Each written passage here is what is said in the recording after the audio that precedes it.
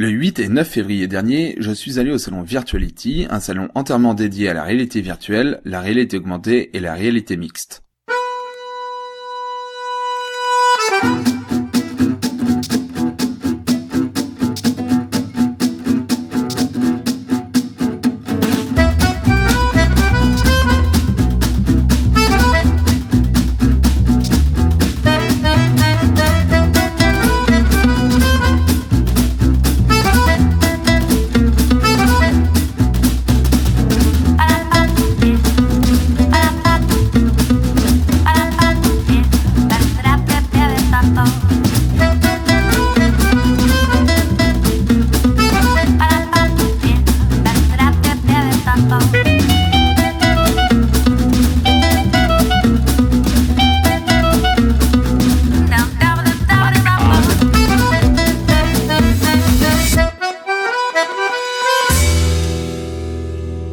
La personne qui rentre là, avec pas moins d'1 heure de retard à cause de la neige, c'est Vincent Cajoli, un ami youtubeur avec qui j'ai fait le salon. Vous l'avez peut-être déjà vu dans l'une de mes vidéos, mais si vous ne le connaissez pas, je vous invite vivement à aller voir sa chaîne qui est très intéressante. Vous le verrez donc assez souvent sur cette vidéo car nous avons testé ensemble presque tous les stands du salon. D'ailleurs, avec Vincent, on vous a préparé une petite surprise, mais je vous en parle en fin de vidéo. Donc oui, comme je le disais, nous avons testé énormément de choses. Bien évidemment, comme la plupart d'entre vous j'imagine, je pensais que la réalité virtuelle était souvent associée aux jeux vidéo. Et pourtant non.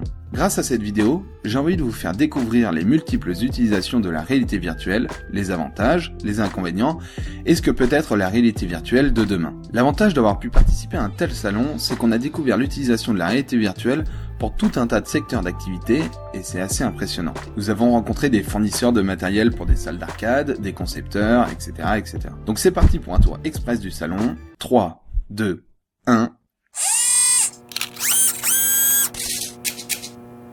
Déjà, pour commencer, quelle est la différence entre réalité virtuelle, la réalité augmentée et la réalité mixte? La réalité virtuelle, c'est quand on est totalement plongé dans un monde virtuel. Et d'ailleurs, c'est assez dur de vous retranscrire en vidéo les sensations que l'on a quand on est totalement immergé dans un monde virtuel. C'est vraiment une expérience unique que je vais essayer de vous partager, mais pour s'en rendre compte, la meilleure façon, c'est encore de tester. La réalité augmentée, c'est quand des éléments virtuels viennent s'ajouter au réel. Pour faire simple, c'est un peu comme les filtres sympas en 3D que l'on retrouve sur Snapchat. Dans ce domaine, par exemple, au salon, nous avons rencontré SnapPress, qui crée des opérations avec des marques pour imprimer sur de la presse, par exemple, des codes qui, s'ils sont scannés, peuvent s'animer et créer une expérience nouvelle pour le consommateur. Cela redonne vie au format papier et c'est franchement génial. En réalité augmentée, on a aussi joué à Star Wars avec le dernier casque de Lenovo, qui est à un prix accessible et vraiment sympa. Mais on a aussi découvert des projets très innovants, dans la médecine notamment. En réalité mixte, on se sert du réel et on y intègre du virtuel, mais contrairement à la réalité augmentée, la réalité mixte se sert vraiment du réel comme base. Par exemple, ici avec le HoloLens de Microsoft, qui est un casque de réalité mixte, nous avons pu tester des points de contrôle sur une porte de voiture. En physique, nous avions la porte à tester, et en virtuel, nous avions les points de contrôle, validés ou non, et la possibilité de voir la porte sous différents aspects et différentes couleurs. La réalité mixte est destinée à une utilisation B2B davantage. Rien que le prix du casque, plus de 2000 €, c'est pas vraiment fait pour les particuliers. Mais la thématique du salon, c'était vraiment la réalité virtuelle et sur ça on a testé beaucoup de choses. Pour vous donner une idée, voici l'un des premiers tests que j'ai fait. Il s'agissait d'un manège en réalité virtuelle avec une plateforme, des ventilateurs qui donnaient vraiment l'impression d'y être et de le vivre. C'était tellement immersif que cette première attraction m'a rendu malade pour toute la première matinée.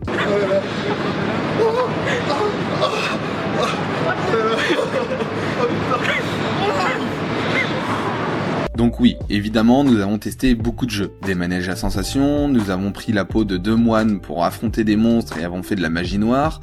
L'attraction s'appelait Psycho et c'était vraiment fou. Nous sommes allés au combat avec SmartVR, une sorte de Call of Duty, mais comme si on était vraiment dans le jeu. On a fait des mini escape games, on s'est battu contre des lapins crétins avec Ubisoft, on a conduit des vaisseaux spatiaux, on s'est transformé en oiseau pour voler au-dessus de New York, on s'est transformé en cow-boy pour dégommer des zombies tout en faisant du cheval, on a tiré à l'arc.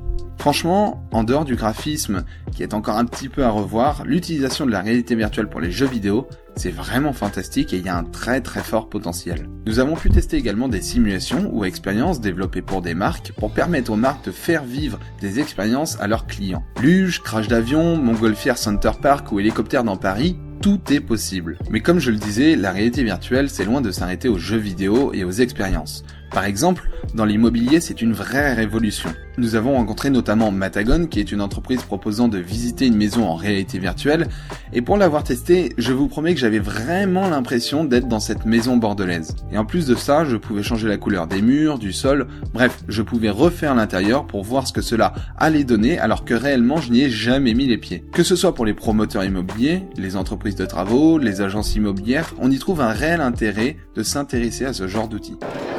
Bonjour monsieur, comment vous appelez? Très bien Grégory, je vais vous montrer l'expérience. Nous avons également testé le pod de Vectuel, qui n'est autre qu'une mini-salle dans laquelle, via un interlocuteur basé au siège de la société, nous pouvons découvrir grâce à la réalité virtuelle un projet, un magasin ou une maison, et l'acheter si on veut. C'est une sorte de mini-salle qui peut être transformée en n'importe quel magasin ou agence immobilière grâce à la réalité virtuelle. Dans la conservation du patrimoine aussi, la réalité virtuelle joue un rôle important. Il est aujourd'hui possible de scanner très précisément un endroit pour le visiter en réalité virtuelle sans l'abîmer en réel, par exemple une grotte préhistorique, ou de conserver des vestiges désormais disparus à cause de la guerre, le temps ou par l'homme. Et demain, par exemple, pensez-vous qu'il nous serait possible de passer un entretien en réalité virtuelle ?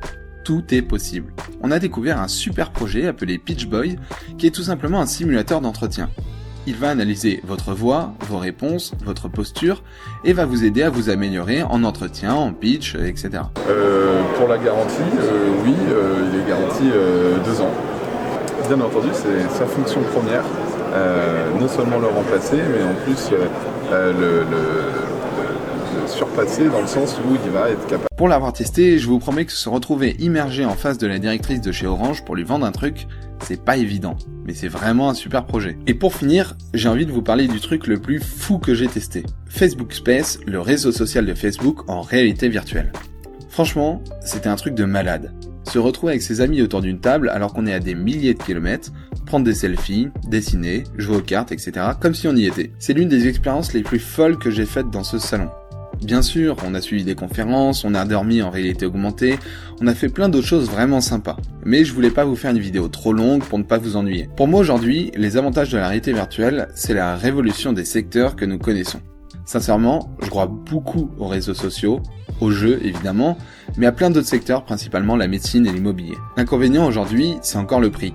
Un casque de la réalité virtuelle, c'est cher, ce qui ne permet pas à tout le monde d'en avoir un. C'est assez bloquant car un réseau social en réalité virtuelle sans utilisateur, pas sûr que ça marche. Mais la technologie évolue et le prix des casques baisse.